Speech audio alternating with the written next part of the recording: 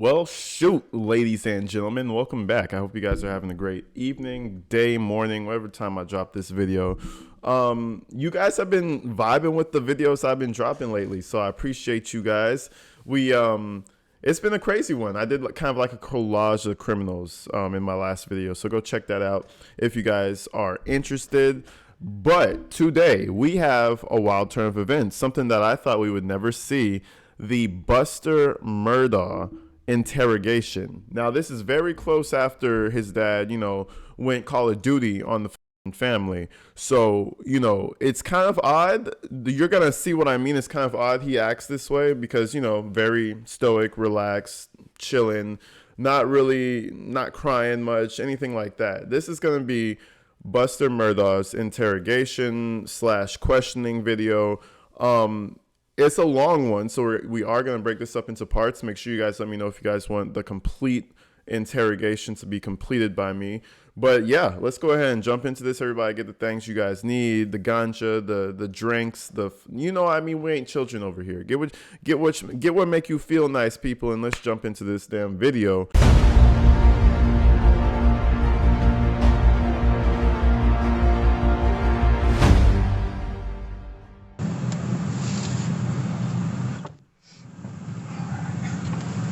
Red-headed American right here, just gingerfied all the way down, through and through, seeping out of his pores, just straight ginger juice coming out of him. Let me stop, but yeah, all right.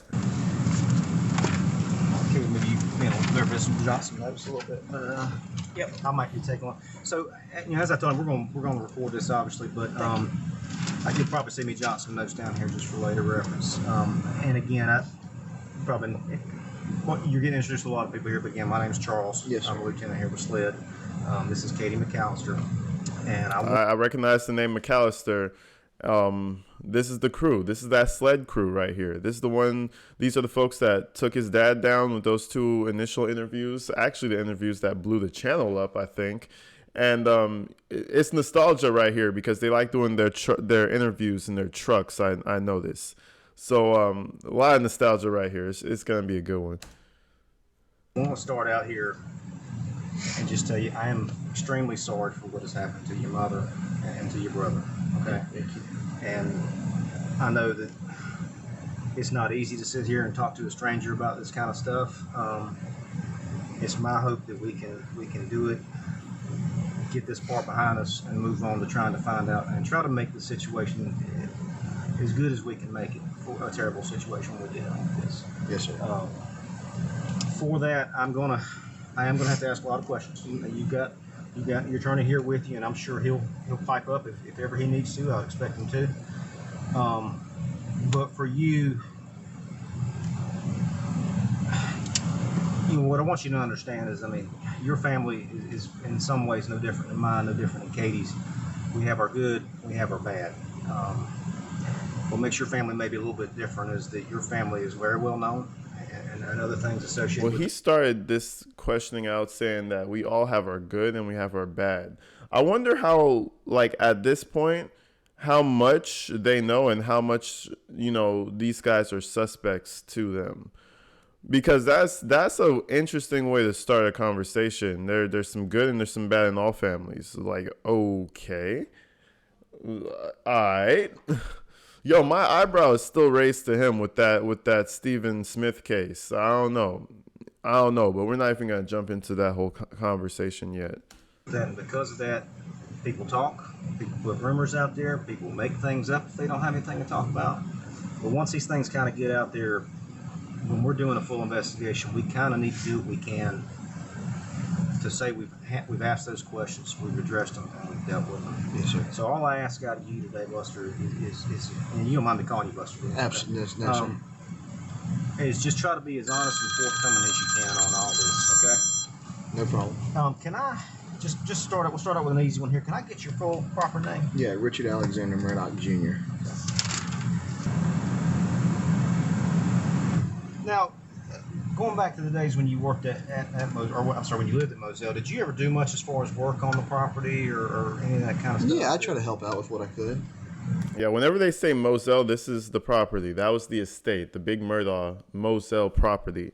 Now, Buster was kind of a broken one off of the nest. You know what I mean? He was out there in another city living it up. You know, just doing his thing. You know, I mean, family's rich. He probably making his money, however, whichever way. You know, what I notice about rich families is that when you're rich, you stay rich. You know what I mean? It's like you figure something out that makes money because you're not stupid. You're of a rich family. The family's gonna figure out if it's not the same thing your dad's doing. We're gonna figure out what's going to make you some money because we're rich. Like, why would we go poor after we're rich already? We already did the hard part. So in that case, that being said, Buster was probably completely disconnected, doing his own thing, making his own money. And then this happens.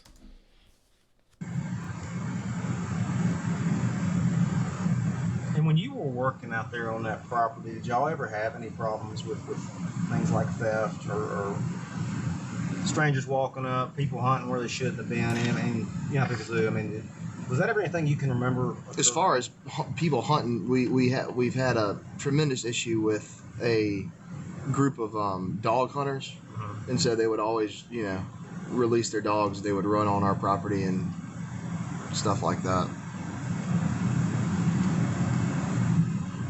But other than that, Never got. I mean, did it ever get like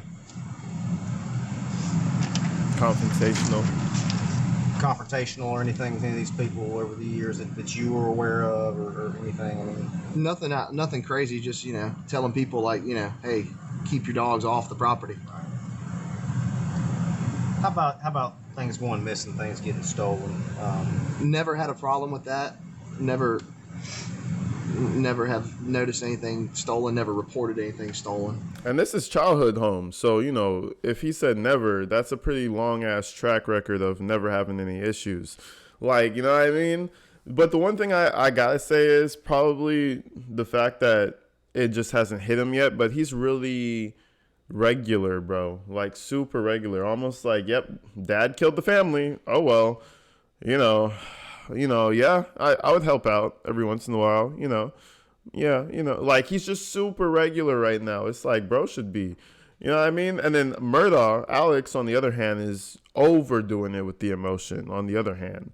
So it's like a weird contrast. I feel like this is how Alex would normally be acting if he didn't have to act for the police and be the distraught husband. He would just be like, yeah, you know, they're dead. Oh well. Like, bro.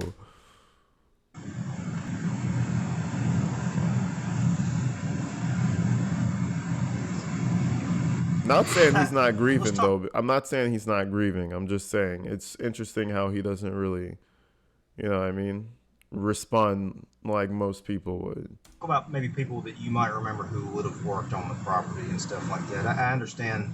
Do you know the current, I assume he's current, the current groundskeeper that's out there now? I do. I've met him.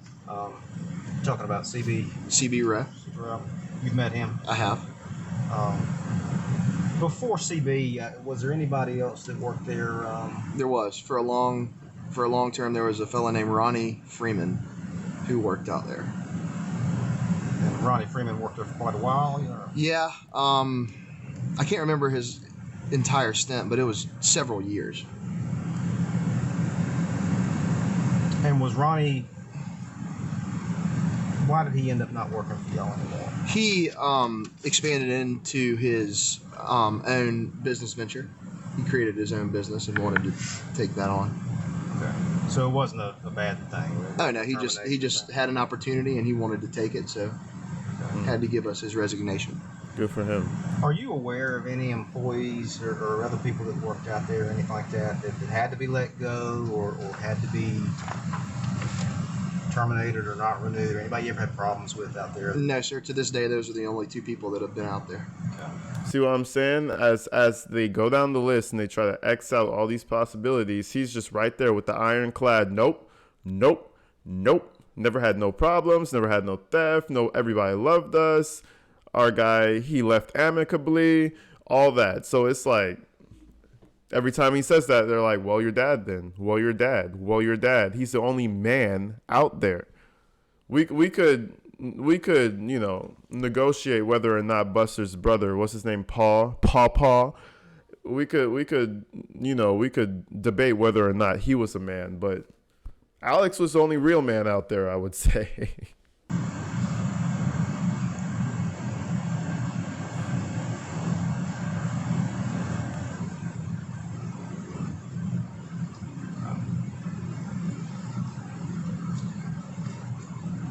And I'll touch on Mr. Rowe here a little bit more in a second. Let's go back to, I guess, working on our timeline here. So you left Memorial Day weekend, that's that Sunday. And you go back up to Columbia that evening, I suppose? Yes, sir. Okay, and from there, are you there for the rest of the week, or? I stayed in Columbia. I had a... I put that on mute, I apologize.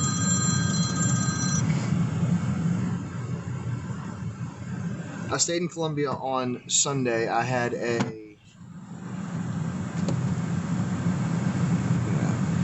FaceTime interview on Monday, so that's why I went to Columbia, and I sat in Columbia on Monday to do that. I Had a FaceTime interview. I did. Hang on. Hang on. This might have been...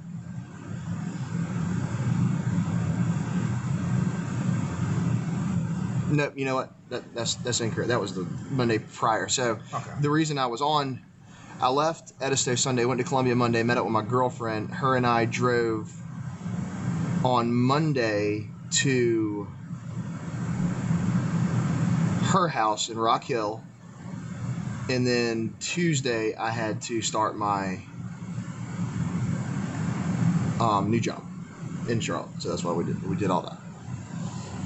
And is that the Wild Wings job? Or? That is. Okay. Where were you working at before that? Or were you? I was not. The family has no problem with stealing. You know, his dad is the only person that's out there who obviously killed the whole family. But we're getting there. We're getting there. And I like how we didn't know this happened until now. We know they interviewed Buster, but now we're understanding how easily they narrowed it down to Alex, because he's like, no, we didn't have there was no other leads to go to other than Alex first. You know what I mean? And it kept looking shadier and shadier and shadier until the entire empire, literally, if you could see their entire empire shatter after generations, that's what happened. And that's a crazy thing to witness. Like, shit.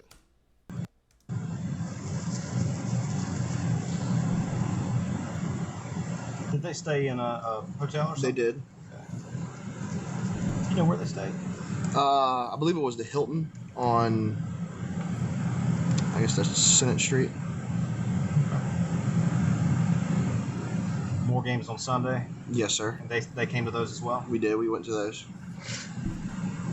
I hung out in That brings us to Sunday after the games. afternoon. Hung out in Columbia in my apartment. Stayed Sunday night. Woke up early Monday morning. Had to be back in Charlotte for work.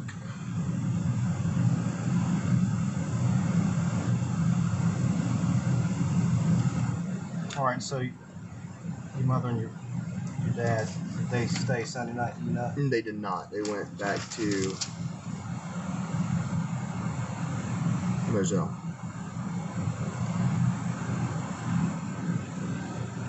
Now, do you know, just up to this point, up to Sunday, do you know where your brother Paul had been around this time? Was he? I did not know.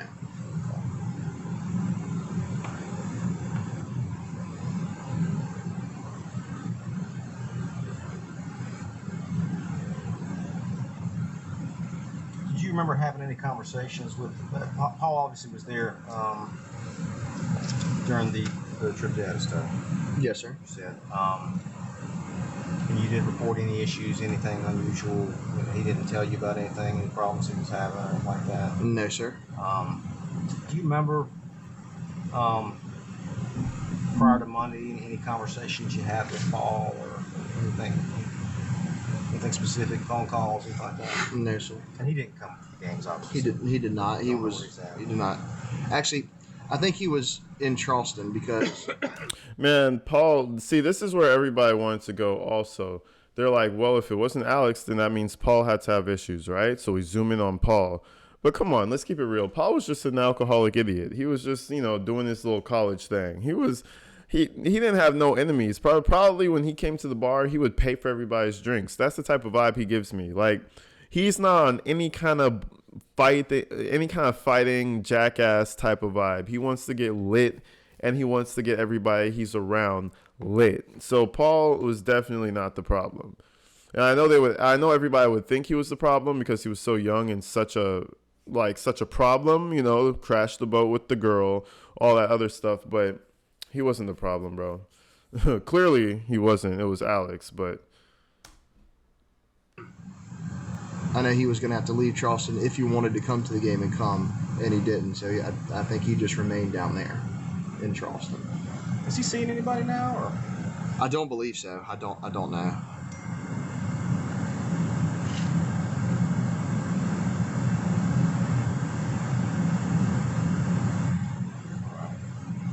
So you have to be back at Charlotte, work at Charlotte on Monday. So Yes, sir. Sunday night, after the games, what do you do?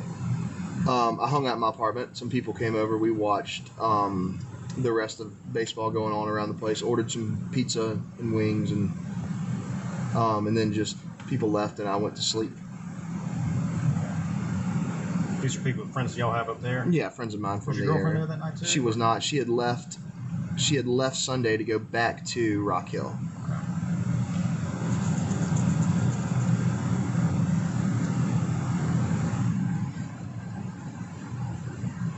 Who were some of the people that came over Sunday? It was just two. It was a buddy of mine named, and then later on that evening, a buddy of mine named came over. These people you know through school, or? Yes, sir. And I'm sorry, I didn't do the math. Have you graduated from USC? You have some years I in? graduated from Wofford College. Wofford. Okay, I'm sorry. When did you graduate? 2018.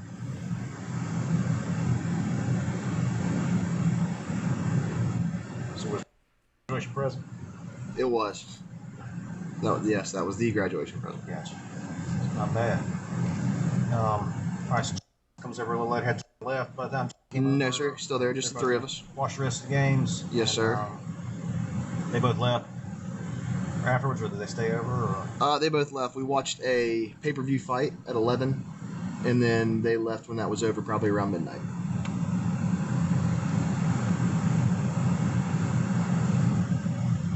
All right. So you spent the night there, and you need to be in Charlotte on Monday. Monday. Yes, sir. What time do you leave out to go to? I left Columbia at 9:30, 9:45 because I had to be at Charlotte at 11 o'clock. So you have a couple conversations.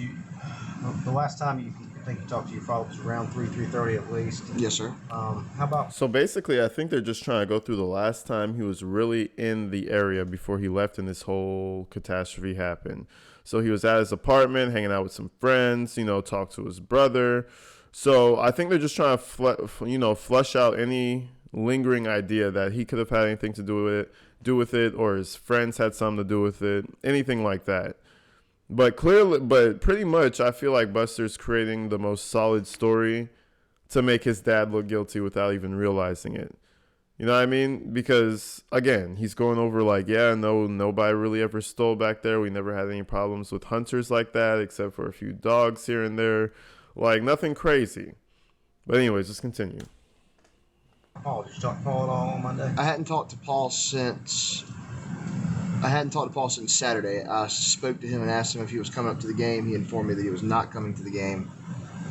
And that was the last time I spoke to him.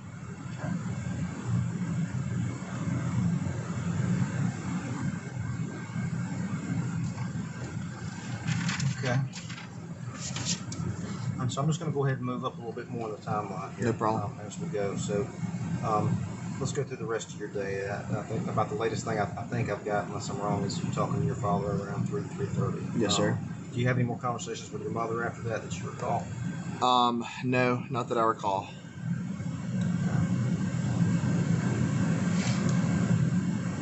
Okay. Just kind of walk me through the rest of that day, if you will. Well, I was at work. I was at a Wild Wing restaurant. I was calling applicants and scheduling them for an interview to come the next day. Where was that restaurant located at? It's in Charlotte. It's off of a road called Airsley's Boulevard. No, I think it's like AR. There's a Y in there somewhere. SLEY, something like that. Sure, I can find it. You're calling applicants. Yes, sir. Phone calling applicants, setting them up for interviews the next day at the same location. I have to imagine that's a busy job right now. Trying to get them to come to work. Yes, sir. Set up interviews the following day. Yes, sir. Okay. And now, do they do when they come in? Do they interview with you, or do they? I don't know. I was supposed to do it. I was supposed to start the day after. All right. So you're there for a while doing that. How long are you at work? Probably till 4. Probably left around 4. And I left. Had to run an errand. They wanted me to go to Party City and buy balloons and a helium tank. So I did that, and when I was done with that, then I went back to my girlfriend's house, which is where I was going to stay the rest of the week. In the evening. So the Party City stuff you buy, you had to bring that back to that same restaurant afterwards? No, sir. I just kept it in my truck, and I was going to return it to the restaurant the next day. I got you.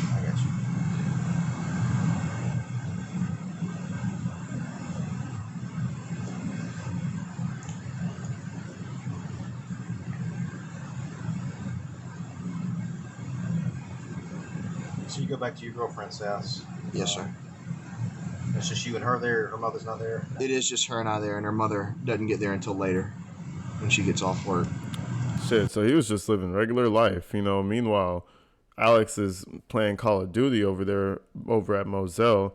But, so, left home, went back to work. I think he has a good distance away from, like, separating his old home from where he works right now. But yeah, just living normal life. I think this is the night right before Alex does what he was going to do. About what time was that you got back? I probably got back around 5:30. And the mother gets there? Probably 6:30. Yeah. Were you there when she got home? Yes, I was. I was there for the rest of the night. Okay. Anything significant happened the rest of that evening that you can, until the time that you obviously find out something? Anything leading up to that point? No, sir. Just standard sitting around watching TV, got in bed.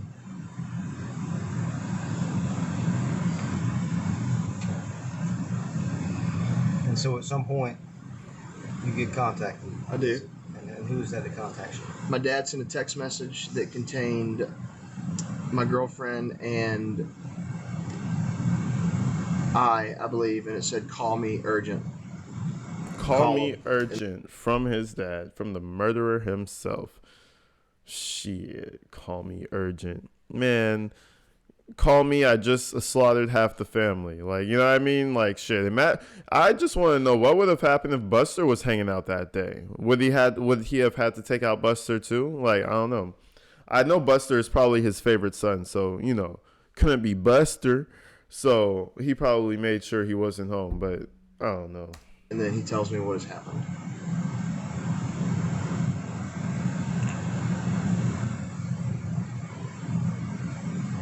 You still have that text message? I do. So you call him and he tells you? Yes. Remember what he told you?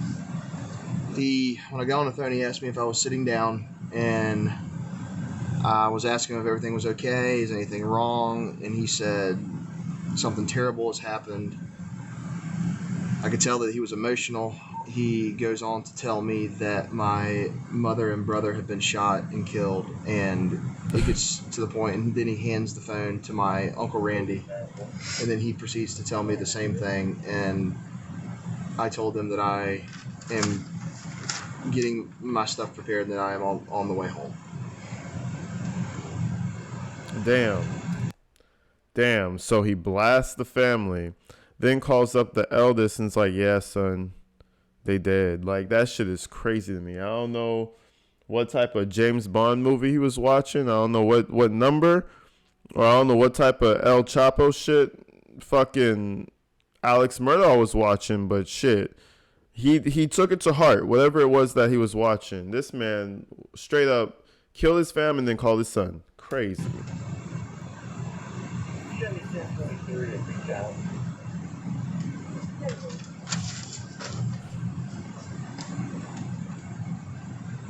And I don't know if you know how to answer this, but I mean, when you get that news, I mean, does your mind go to thinking about how that could have happened, or I mean, did you start wondering how that could have occurred? Yes, and just didn't understand how to really comprehend it. My main focus was getting my things together and getting down there to my family as soon as possible. And you told your girlfriend, I'm sure about. Yes, my girlfriend was in bed. We were in bed together. She heard me on the phone. I told her what had happened. When I got off the phone, she immediately started packing her stuff, and she drove me down to Moselle. Oh, she drove her. Okay, he's getting a little tearful. Okay, he got showing a little emotion, but I will say by far though, Buster is the most emotionless motherfucker in that family. Bro is just bopping around doing his thing, just quite emotionless. But yeah, no, that's tough. Just out of nowhere, you know what I mean? Like shit. So she drove you. Did she drive you in your Yukon? She didn't. She drove her car down to Moselle.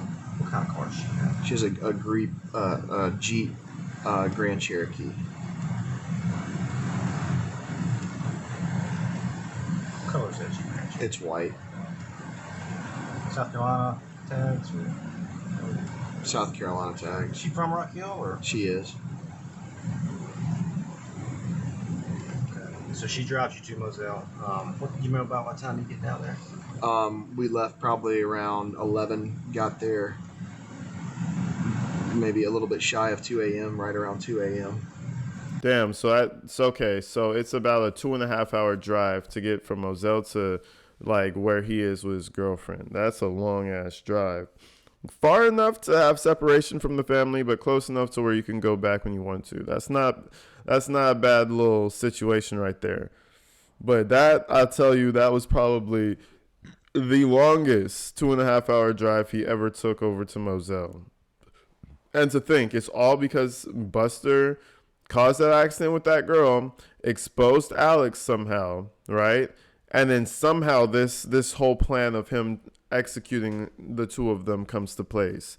But I think it always started from when Paul had that crash. There was a financial situation where they needed to pay out, settle, and he couldn't settle because it's a long story. We're not going to go back through it, but you guys can go back to my old videos. But I think Buster kind of was the catalyst to make this whole thing fall apart. Not Buster now, I'm sorry, Paul.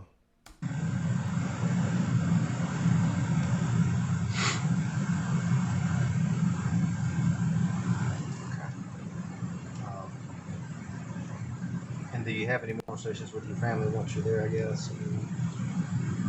Once I Does get anybody there. give you any more details, I guess, about what has happened? Does anyone? No, sure. Just go inside. Me and my dad embrace very emotionally, and try to just start.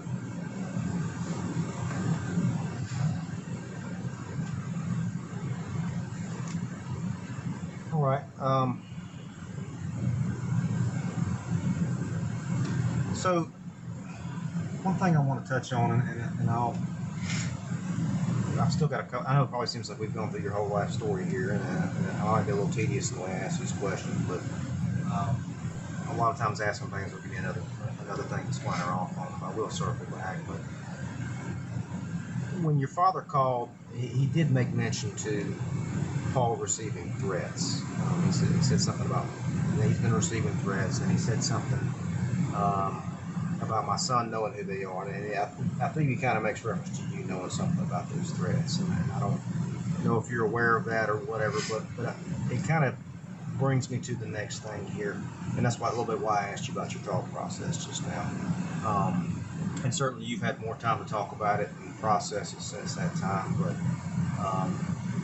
I'd like to talk a little bit about that comment and those feelings and these threats and so forth. And there may be multiples. It may be one significant one, but I'll let you start. I see you nodding. You must have something in mind. Yeah. Well, I understood when he used to tell me what happened. I didn't understand of anybody, directly messaging him and threatening in his life and things of that such. The things that I knew about were, if he was out somewhere, somebody would, brush up with him, call him, piece of shit and all these other things. And, that was mostly my understanding of what he was going through, is that he would. Oh, they'll just call him a piece of shit. Well, I mean, he is kind of a piece of shit after he crashed that boat and then got mommy and daddy to go and patchwork everything over and then learn his lesson. I mean, bro is a loose cannon out here. And I understand you're young and you're doing crazy shit, but it's like, come on, dog. Like every video you see of Paul, he was fucked up in my experience of seeing Paw. So, you know what I mean? Like, I don't think those were really threats. Those are just people telling him that he's a piece of shit. And it being true. Like, you know what I mean? Like, you don't have to stay a piece of shit, but he was a piece of shit right then, so. Yeah, he would try to go places with his friends, and then there was always somebody there that wanted to, make a comment or stir something up in that sense.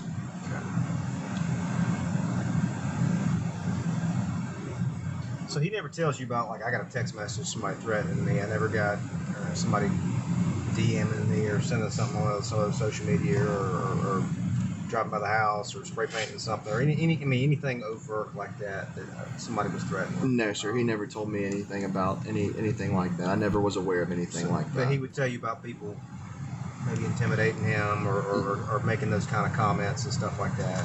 Yes, sir. Along those lines. There had actually been several physical assaults on Paul. Okay. I don't know any details. Do we know if any of them had actually been reported to authorities? I do not know. Okay. I know that there was at least one physical assault in Charleston. First, I don't know if you were aware of that or not. I was aware of that. Okay. And Danny, just briefly, I apologize. I'm so terrible with last names. Can I Henderson. Thank you, Danny. I appreciate that. All right, I'll get you one of mine as well.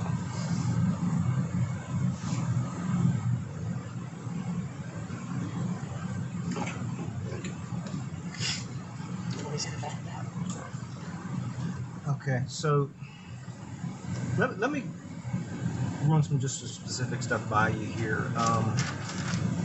We all know about the boat incident, and I knew that's where they were going next, the boat incident, because that's where it makes sense.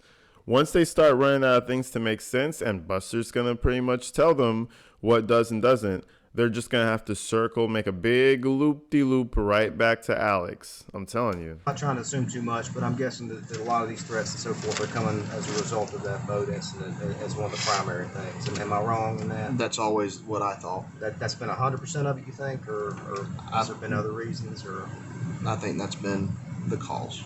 Okay.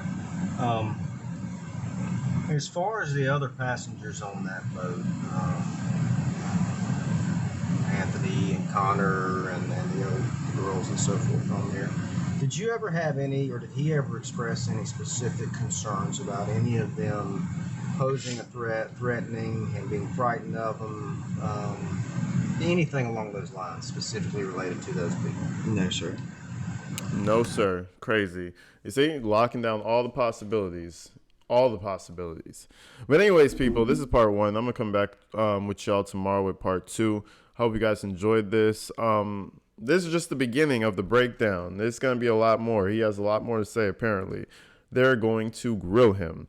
But anyways, people, I love you guys. Make sure you go check out the Patreon. Make sure you go follow the Instagram. You know the vibes. Go support your boy AG Tactical. I'll see you guys in the next video. Until then, stay inside, stay safe. I love you guys so much. And I'm out of here.